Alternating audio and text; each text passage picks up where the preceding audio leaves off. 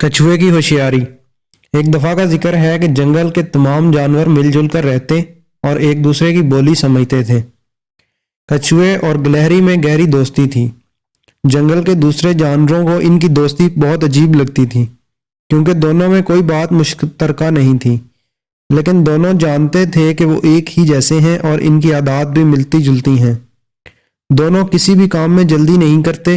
दोनों को बेर बहुत पसंद है। दरख्त से बेर तोड़कर खाना इनका मामूल है। गहरी दरख्त पर चढ़ती और उम्दा पके हुए बेर कुतर कुतर कर खाने लगती। फिर जब इसका पेट भर जाता तो वो बेर शाखों से तोड़कर नीचे गिराना शुरू कर देती। इस तरह कछुआ जो नीचे खड़ा होता वो भी इन बेरों को खाना शुरू कर देता। एक रोज जब कछुआ बेर खा रहा था तो वहां से भेड़िए का गुजर हुआ। इसने कछुए को देखा तो बिना मेहनत के बेर खाने का इरादा कर लिया। वो दबे कदमों कछुए की पुश्त पर बैठ गया। जब गिलहरी ऊपर से बेर गिराती तो कछुआ अपना मुंह खोलकर आंखें बंद कर लेता।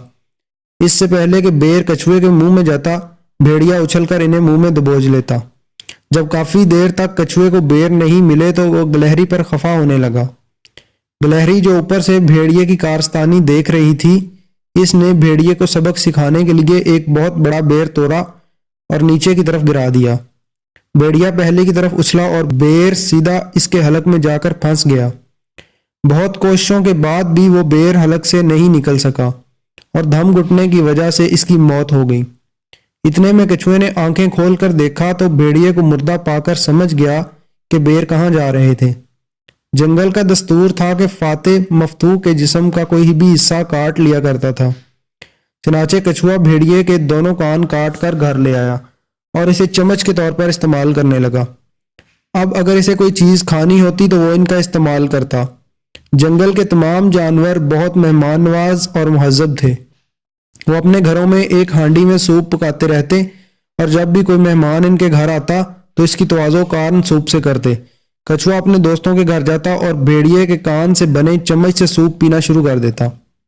सब इससे बहुत मरगूब होते वो कितना बड़ा फाते है। इसने भेड़िए का शिकार किया। जब जंगल के दूसरे भेड़ियों को भी मालूम हुआ तो वो तैश में आ गए। उन्होंने तमाम भेड़ियों का इजलास बुलाया और तय किया कि वो लकड़ियां जमा करके खूब आग दहकाएंगे और कछुए को इसमें डाल देंगे। अगर कछुआ वाकई फाते है तो इस आग से निकल कर दिखाए। जब कछुए को ये मालूम हुआ तो इसने भेड़ियों से कहा, ठीक है, मुझे तुम इस आग में डाल दो।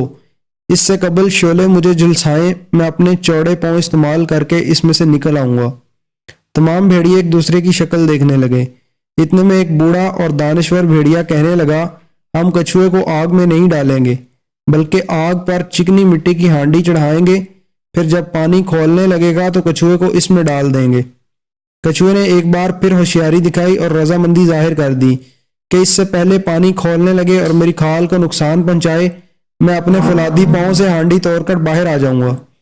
भेड़ियों ने अपना मंसूबा नाकाम होता नजर आया तो बहुत मायूस हो गए और सर जोड़कर फिर सलाह मशवरा करने लगे। अब की बार सोचा गया कि कछुए को गहरे दरिया में फेंक कर तमाम भेड़िए दरिया के किनारे खड़े हो जाएं। कछुआ जब तक डूब न जाए वहीं खड़े रहें। यह सुनकर कछुआ रोने लगा। गिड़गिड़ाते हुए बोला, मुझे दरिया में मत फेंको, मैं डूब कर मरना नहीं चाहता। लेकिन भेड़ियों ने इसे दबोच कर दरिया में फेंक दिया। पानी में एक चट्टान थी जिससे कछुए की पीठ टकराकर चटक गई। कछुए तो दरिया में ही रहते हैं, पानी इनके लिए अनोखी चीज नहीं था, इसलिए वो बआसानी वो तैरता हुआ दूसरे किनारे तक पहुंच गया। चूंकि दूसरा किनारा काफी दूर था, इसलिए भेड़िए वहां तक नहीं पहुंच सके। उन्होंने इसे नहीं देखा। कछुए की जान तो बच गई मगर इसकी पीठ बुरी तरह जख्मी हो गई। इसे बड़ा अफसोस हुआ। जड़ी बूटियों से इलाज किया मगर जख्म के निशान नहीं गए, बल्कि नस्ल दर नस्ल मुंतकिल होते गए। नन्हे साथियों, आज आप भी ये निशान कछुए की पीठ पर देख सकते हैं।